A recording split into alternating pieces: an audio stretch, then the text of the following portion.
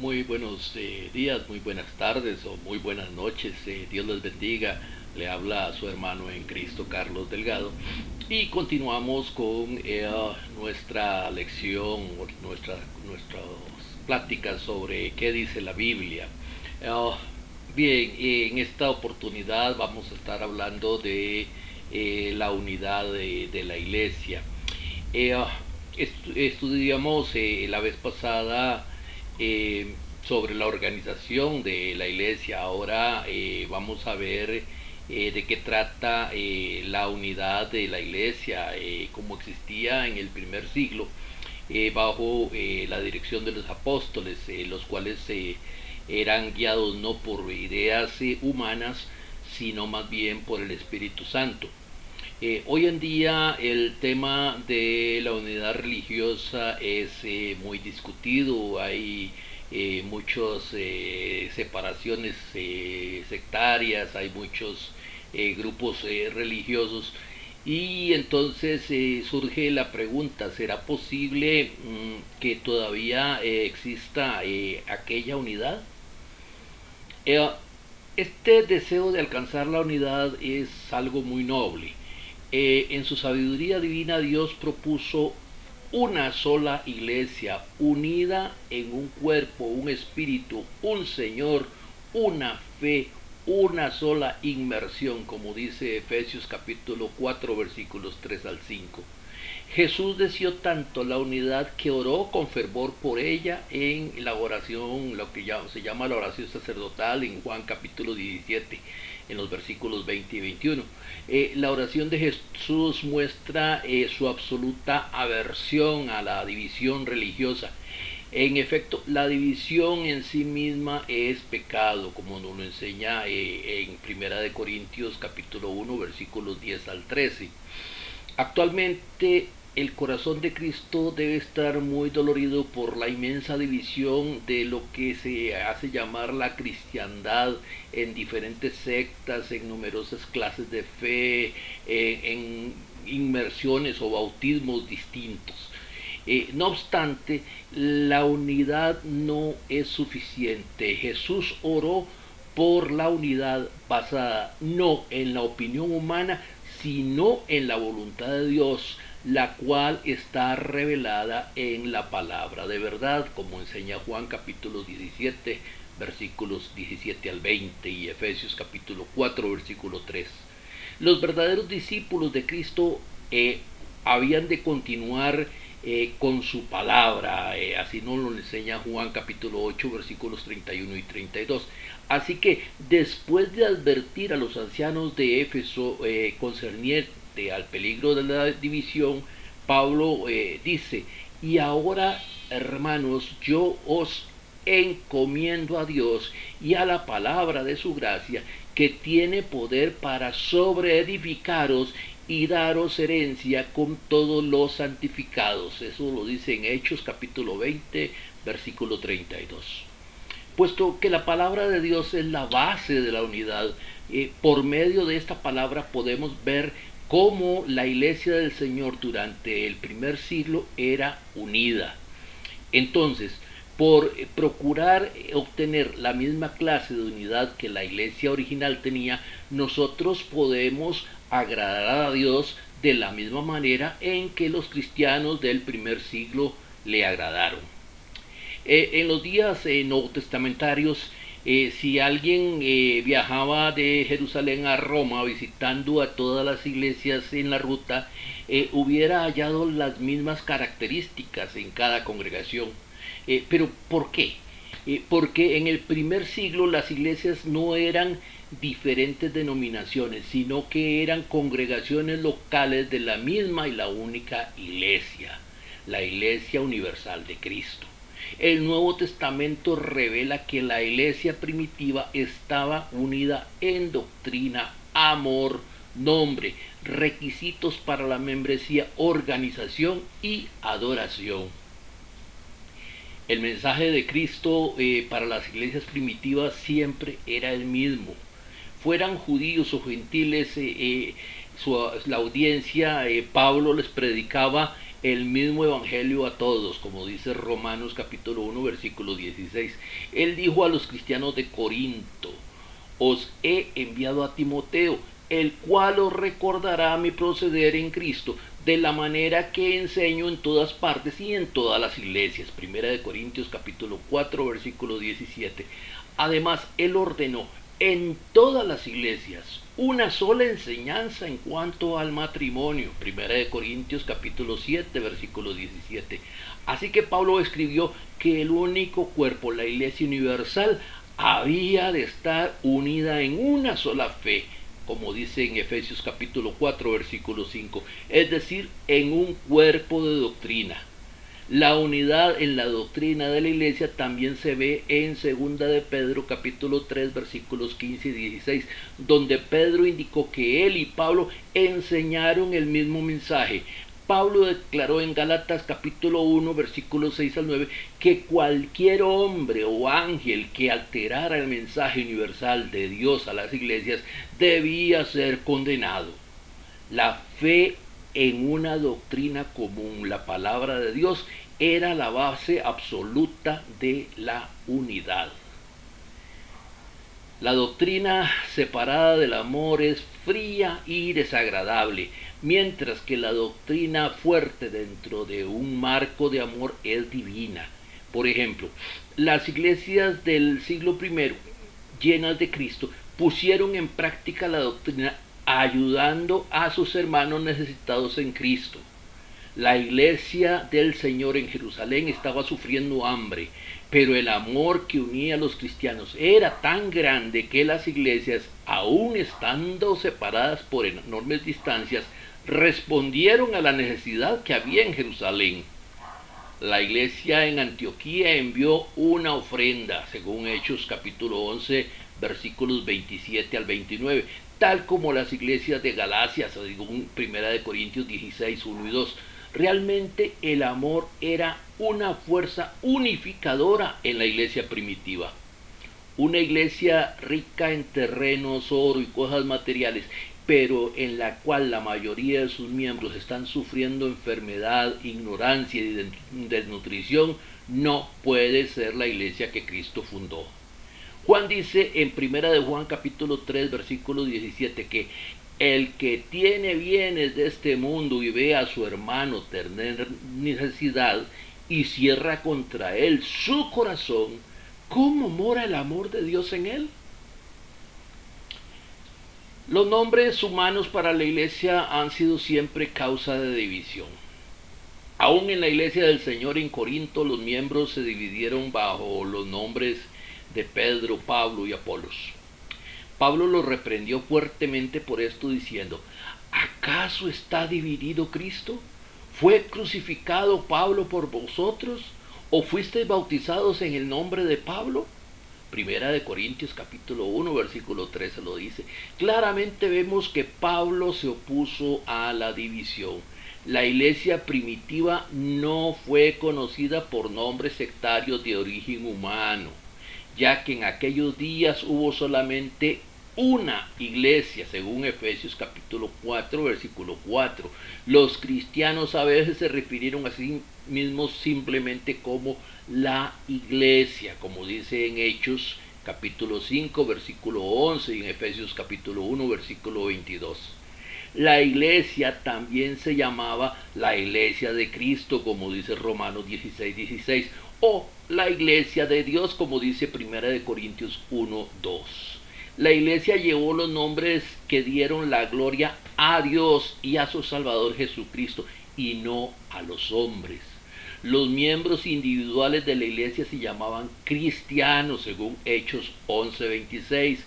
Se llamaban discípulos, según Hechos capítulo 11, versículo 26 y capítulo 20, versículo 7.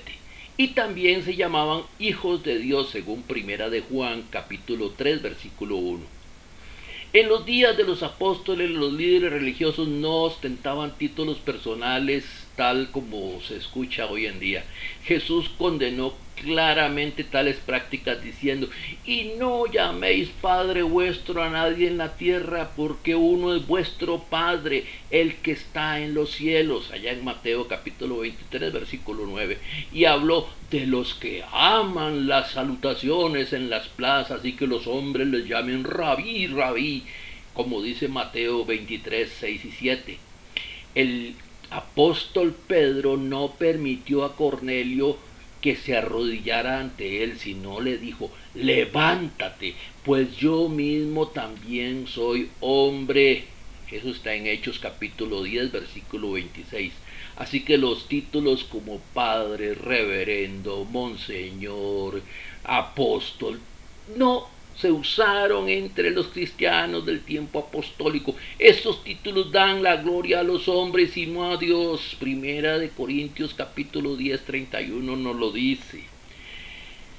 Jesús dio los requisitos de los miembros para la iglesia en la Gran Comisión, en la cual estipuló la fe, como enseña Mateo 28, 19 y 20, el arrepentimiento, como enseña Lucas 24, 47, la inmersión en agua para perdón de pecados, como dice Marcos 16, 15 y 16. Por ello, los requisitos de membresía en las distintas congregaciones locales eran los mismos en todas partes. Un estudio de la iglesia en Jerusalén, Éfeso, Filipos y Roma sostendrá esta conclusión. Sin telecomunicaciones, sin correos, sin teléfonos inteligentes, sin WhatsApp, sin nada de eso, estas iglesias, separadas muchas por grandes distancias, obedecieron los mismos mandamientos por hacerse miembros de esta única iglesia. Las personas que hoy en día desean ser cristianos pueden llegar a ser miembros de la iglesia del Señor del mismo modo que lo hicieron los del primer siglo. Los requisitos para la membresía son los mismos ahora y para siempre. Habiendo demostrado en la lección anterior la organización bíblica de la iglesia revelada en el Nuevo Testamento, veamos cómo está organizada veamos cómo esta organización era un factor unificador para la iglesia en todas partes. Había ancianos, también que se les llamaba obispos, pastores, en Jerusalén, como enseña Hechos capítulo 15 versículo 2, en Éfeso, como enseña Hechos 20, 17, en Filipos, como enseña Filipenses 1:1. Entre las iglesias compuestas de judíos esparcidas entre las naciones gentiles, como dice Santiago 5:14, y en las congregaciones de Asia Menor, como dice Hechos 14:23. Una característica común del oficio de los ancianos de todas las iglesias era que en cada congregación organizada de manera aceptable ante Dios había una pluralidad de estos líderes espirituales. No era un pastor sobre una congregación, sino varios pastores en una congregación. Esto es cierto en las iglesias de Asia, como dice Hechos capítulo 14 versículo 23, en Creta, como dice Tito capítulo 1 versículo 5, en Jerusalén, como dice Hechos 20, 17, y en Filipos, como dice Filipenses 1:1. Los diáconos también formaron parte de la organización de la iglesia primitiva. Tenemos mención de diáconos en los siguientes lugares: en Éfeso, en Primera de Timoteo capítulo 3 versículos 8 al 13, en Filipos, en Filipenses 1:1. El capítulo 6 de Hechos relata una selección de hombres que sirvieron en la capacidad, pues bueno, digamos así, entre comillas, diáconos, pero en realidad no eran diáconos. Si escarbamos un poquito más, nos damos cuenta de que nada más fueron servidores para una ocasión especial. Esta organización no se extendió más allá de la congregación local y no tenía nada de carácter jerárquico. No era tampoco una organización dictatorial, sino que Pedro, siendo el mismo anciano, dijo: ruego a los ancianos que están entre vosotros, apacentad la grey de Dios que está entre vosotros, no como teniendo señorío sobre los que están a vuestro cuidado, sino siendo ejemplos de la grey. Primera de Pedro capítulo 5 versículos 1 al 3. Bien, ¿cómo es que adoraban los primeros cristianos?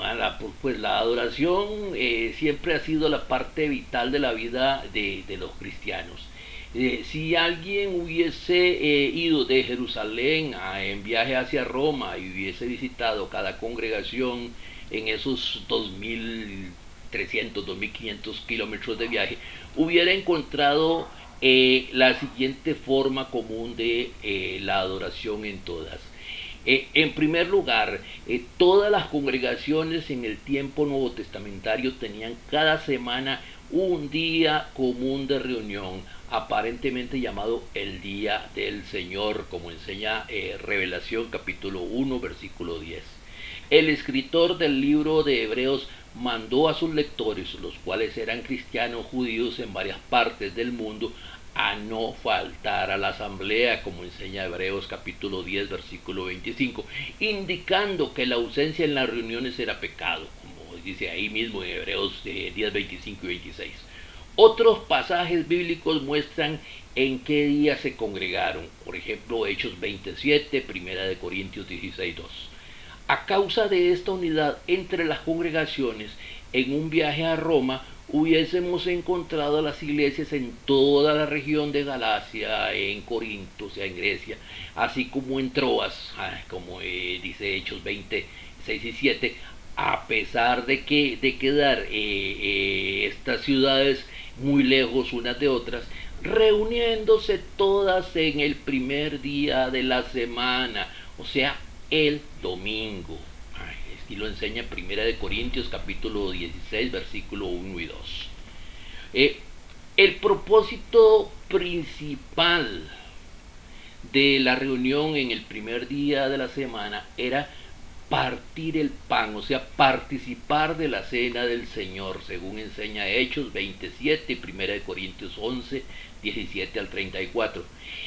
Como instituida por el Señor Jesucristo, la cena consistió en pan sin levadura, y el fruto de la vid, o sea, jugo de uvas, como podemos ver en Mateo 26, 26 al 29. En la iglesia primitiva, todo cristiano participó de los dos elementos de manera reverente, como enseña Primera de Corintios 11, 17 al 29. Los primeros discípulos nunca consideraron la conmemoración de la Cena del Señor como una repetición del sacrificio de Cristo.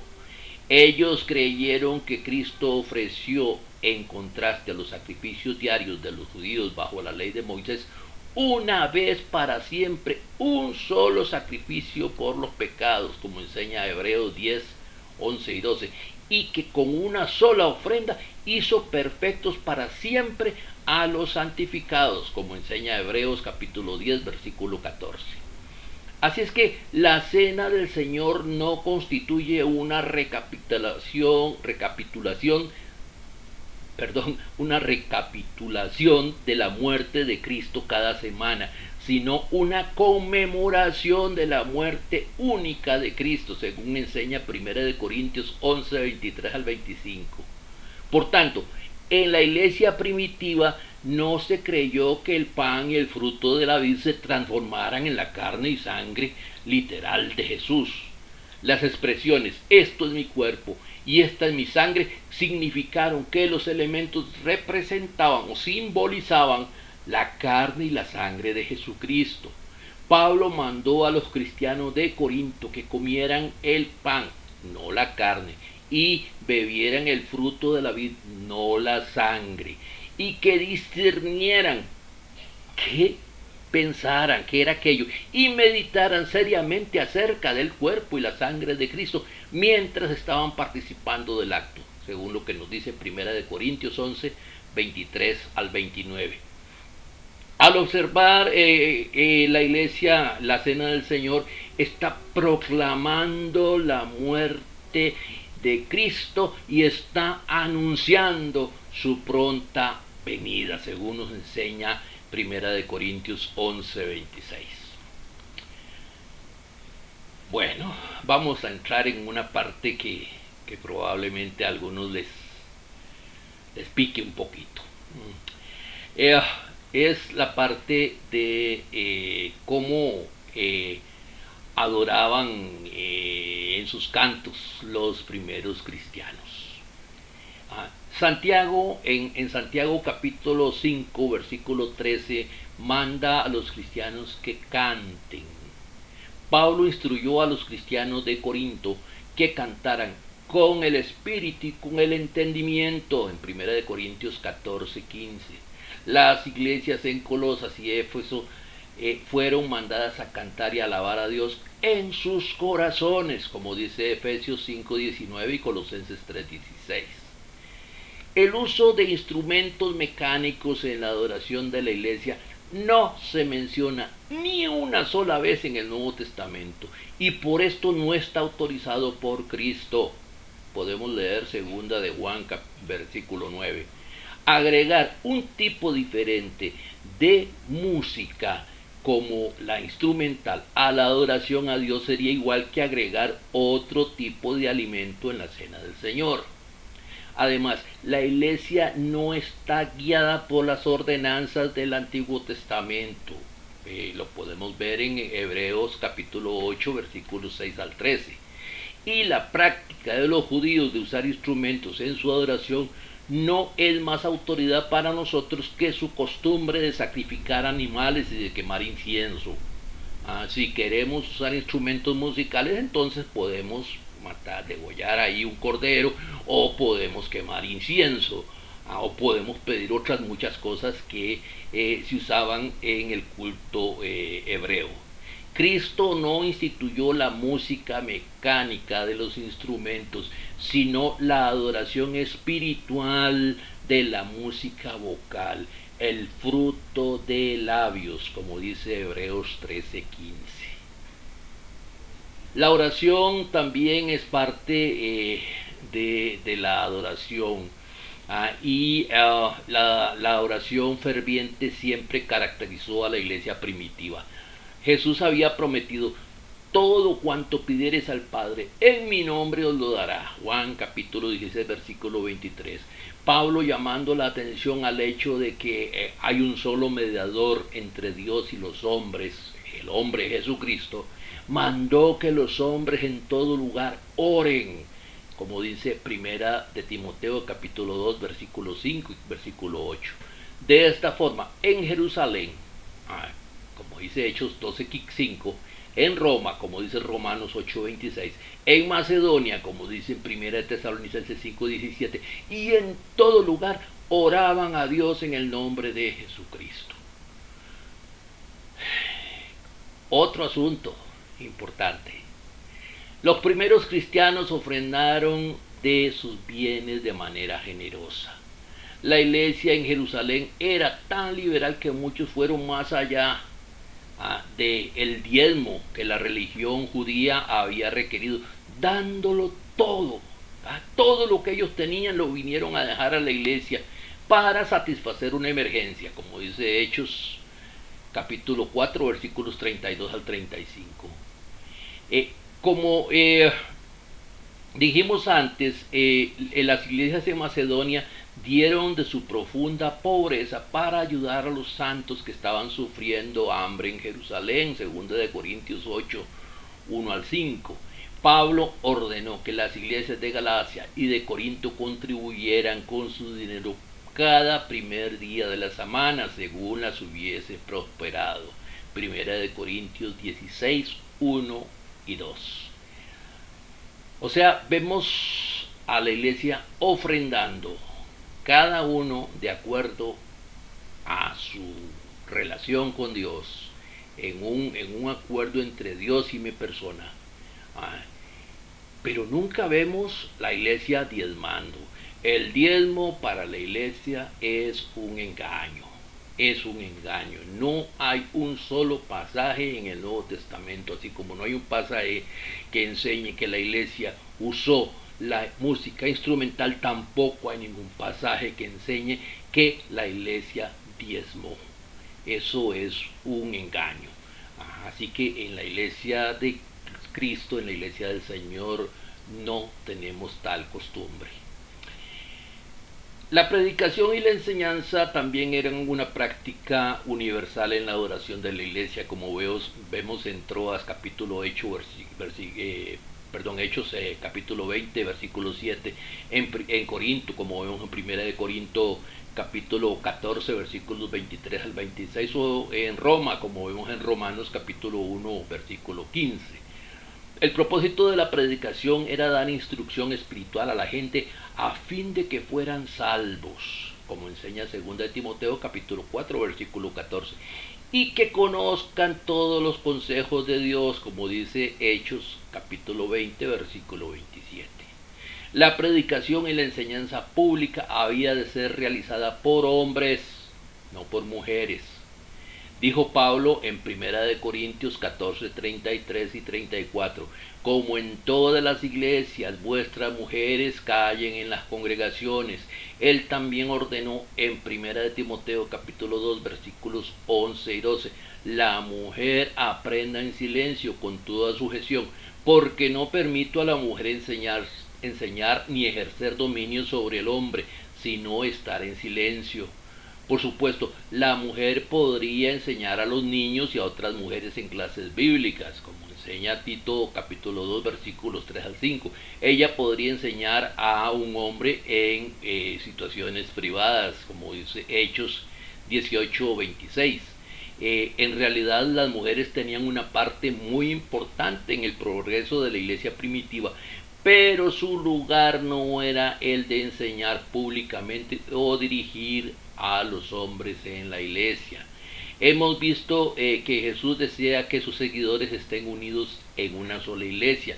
Consecuentemente, esta iglesia, con sus numerosas congregaciones esparcidas por todo el imperio romano, creyó en una doctrina común, practicó un amor mutuo, se llamaban a sí mismos por los nombres divinamente dados, llenaron los mismos requisitos de membresía, establecieron la misma forma de organización y tenían características idénticas de adoración. Si hubieran estado en Jerusalén, en Roma, en Creta, en Troas, en Corinto, Antioquía o en cualquier otra congregación del Señor, hubieran encontrado las mismas características de la Iglesia universal en cada una de ellas. Si la gente que pretendían ser discípulos verdaderos de Cristo hubieran mantenido la unidad basada en la palabra de Dios, nunca hubieran establecido denominaciones. Las denominaciones son un error y son un problema. En la próxima lección vamos a hablar un poquito sobre los falsos maestros que causaron la división en la iglesia de Cristo y apartaron a muchos fieles hacia el error religioso, iniciando entonces esta gran división religiosa que existe en el mundo. Bien, mi querido amigo, mi querido hermano, recuerde que nosotros todos los domingos estamos reunidos desde las 9 de la mañana hasta las 12 del día en el local de la Iglesia de Cristo en Heredia, diagonal al Liceo Manuel Benavides en Heredia, ahí cerquita del hospital, entre la avenida 16 y calle 16 en Heredia. Venga, visítenos, adoremos juntos al Señor, nos tomamos un cafecito, glorificamos al Santo y nos damos un abrazo fraternal. Que el Señor nos siga bendiciendo siempre.